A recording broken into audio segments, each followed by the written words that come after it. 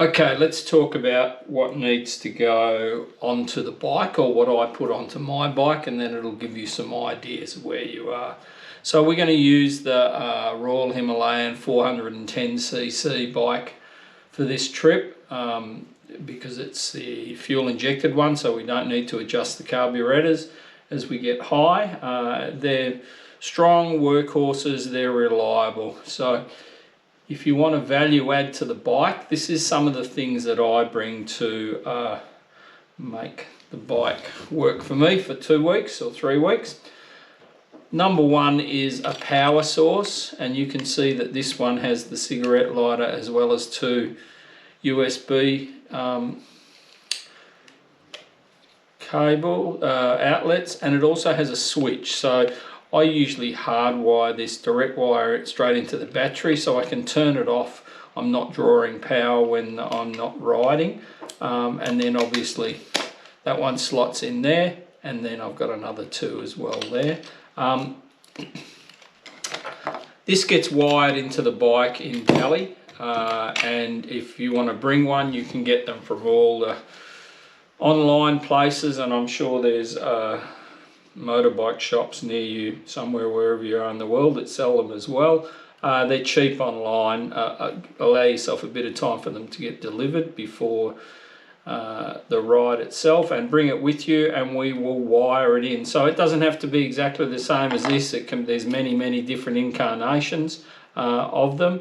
And see, just remember that if the power goes out in the valley, it can go out for days on end. This is the way you're going to charge your devices, so it's probably worthwhile having one on your bike, just so that it can charge your phones and things like that.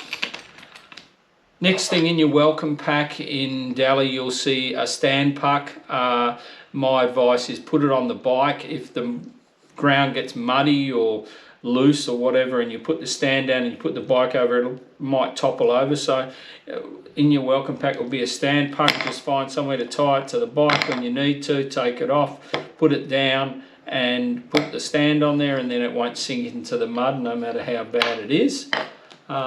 Whether you want to use it or not, that's up to you. It's in your welcome pack. I bring a seat softener, Airhawk one, blow up one. Look, the seats on the 411s are pretty good anyway, so I'm just old and weak, so I like to have a bit more comfort. There's innumerable versions of seat softeners on the marketplace, on all the online ones, so you can make a decision whether or not you want to bring one or not. You need to bring some tie-down straps, bungee straps for your one bag that you're going to have on the back of your bike with your rain gear and things on there. So don't forget to bring some of those.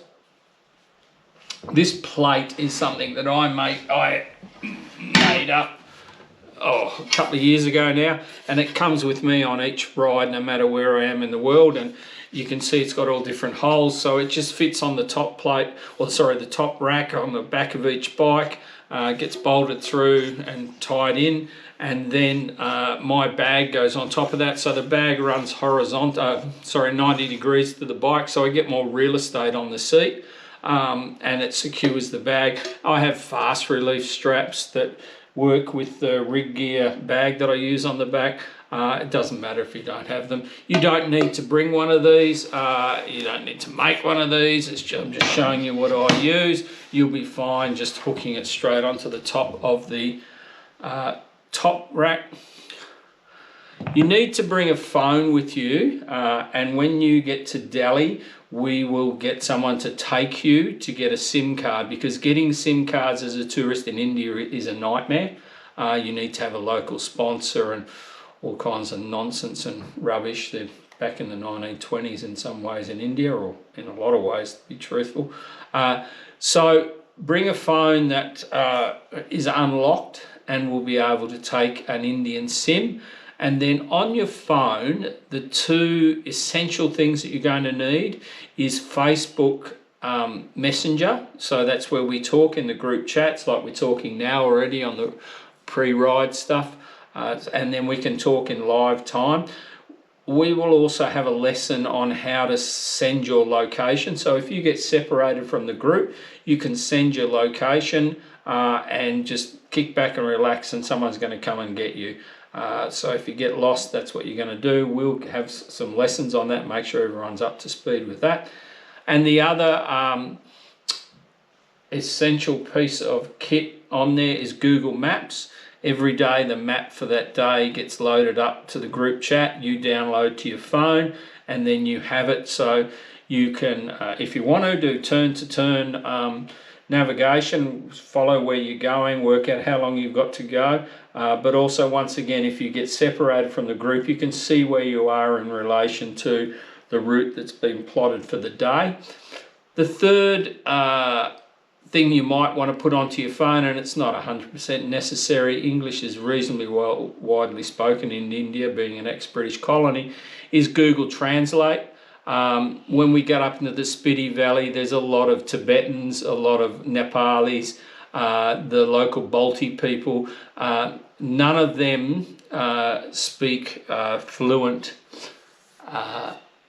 lowland Indian dialects. It's all individual stuff, so it's good to have Translate, but look, most of them have very good English, probably better English than a lot of Australians do, to be honest. Anyway, pardon me. So you need a phone. If you are bringing your phone, so you don't need to go to the degree of having this Pelican waterproof case, but have something that you can put into the put the phone into, even though your bag's hopefully waterproof, just to double keep it dry. This is a waterproof, shockproof Blackview phone, so I don't need to worry about it. I use this one for my Australian work phone that I have to carry at all times. I bring an umbrella. Do you need to bring an umbrella? No, you don't. I bring one and carry it on my bike just in case there's an accident and someone needs to have an umbrella over the top of them while they get worked on, or just kick back and take a few deep breaths and recover from where they are. So that's an umbrella. I use a tablet now, a waterproof, shockproof, dustproof tablet for navigation, and obviously I have the RAM set up here. Obviously navigation for me and communication is a little bit more critical than if you're just there for the ride, because obviously I'm talking to hotels and whatever and drivers during the day. Do you need to bring one of these? No, you don't.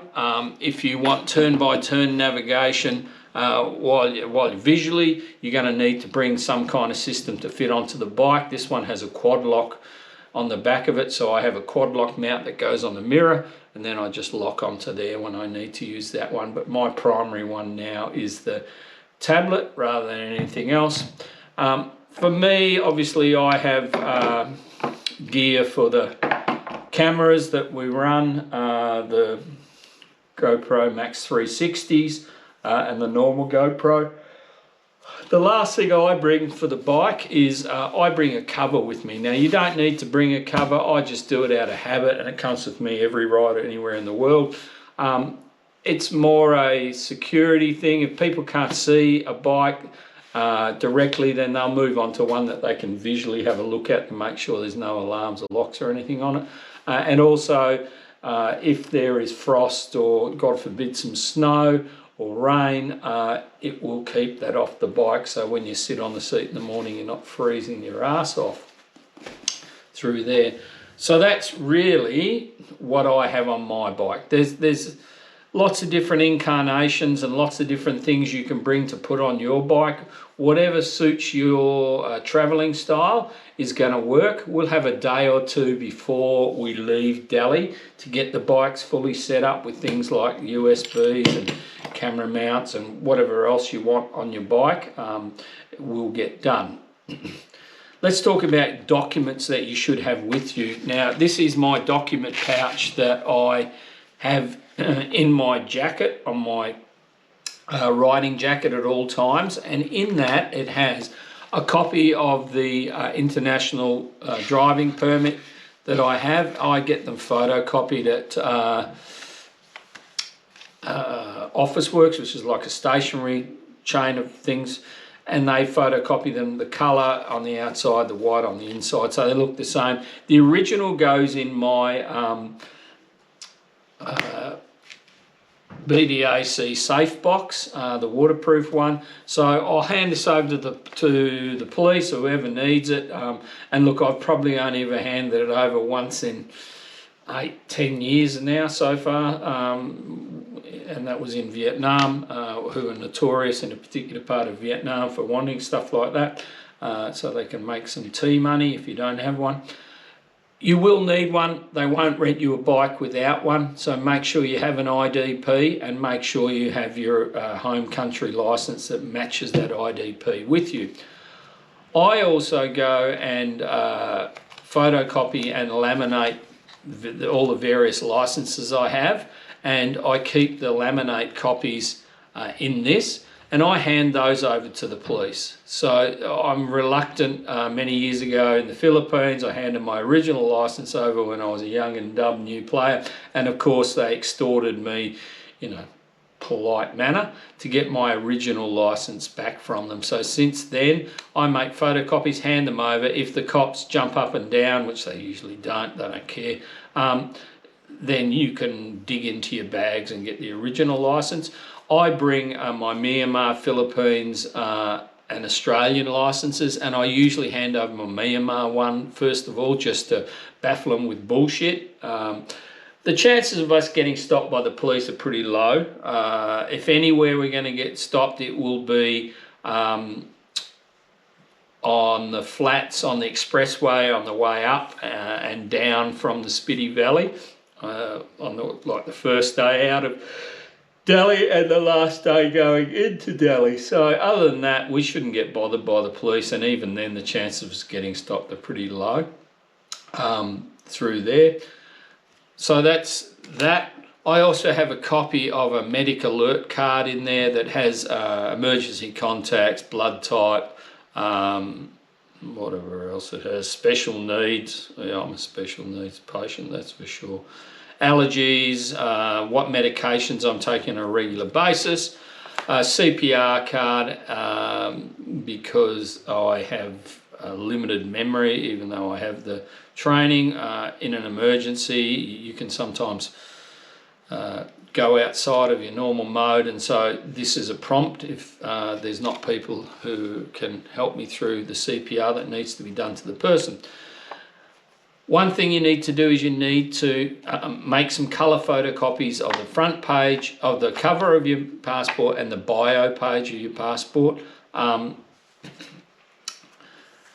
photocopy front and back, and then so you make one photocopy there, make one photocopy there, stick them together, put it down, and then you get them laminated at a stationery shop in your home country. I have one in this one that I keep there, and my original passport stays with the lockbox there. The other thing you will need when you get to India is you'll need a copy of the stamp that they give you to enter into the country at the airport, because a lot of the hotels will ask for that as well. So we will arrange at the Delhi hotel for you to get a couple of copies of that. You'll put one copy in here in your travelling documents, and you'll have one copy in with your original documents, and that way you are good to go.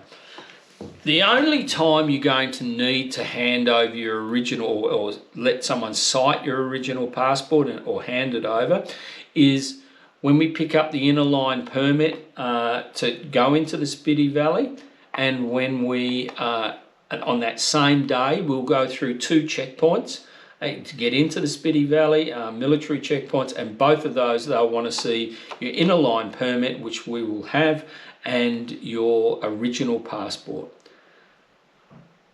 You can then put your passport away because we'll use copies to show the hotels when we check in each night, and then the next time you'll pull your passport out is when we exit Spiti Valley about 10 days later, 9 days later. when we exit on the northern, they will want to see your original passport along with your inner line permit that you had stamped to come into that area. So look, it's really important you don't lose your inner line permit, and what we normally do is we collect them together and keep them in a safe place inside the truck so that anyone's not just losing their permit and then it becomes a bit of a not a nightmare, but it just becomes problematic getting out of the Spiti Valley. You'll get out, but you'll have a hard time getting out through there. So that's there. So that's what I have on, on the bike. I obviously have the water bottle. I have two of these. They go into, this is the bag that I use on the back of the bike. It's because I also have to carry the medical kit, tool kit. It needs to be a little bit bigger than everyone else's, but it still fits onto the plate. This is waterproof, dustproof, does all the stuff that I need to do. Keep my wet weather gear in there. My water bottles go into the side here, so I've always got water. What I normally do is I have two of these, one on each side, and I leave them filled with water, and then each morning as we give out the water to everyone, I have another one that I sit into. Usually it slots into there. And that's the one that I'm drinking during the day. These are more backup if, you know, God forbid something happens and we get stuck out there. You should always have at least a litre of water with you on the bikes at all times. So that means if you stop for lunch and you drink your water, you need to replace it, because if we're travelling along in the afternoon and a landslide comes along and wipes the road out and we're going to be stuck out there for 4, 5, 6 hours, maybe even overnight, we need to, number one, find shelter, and that can be as simple as a shepherd's hut, and you need to keep drinking water.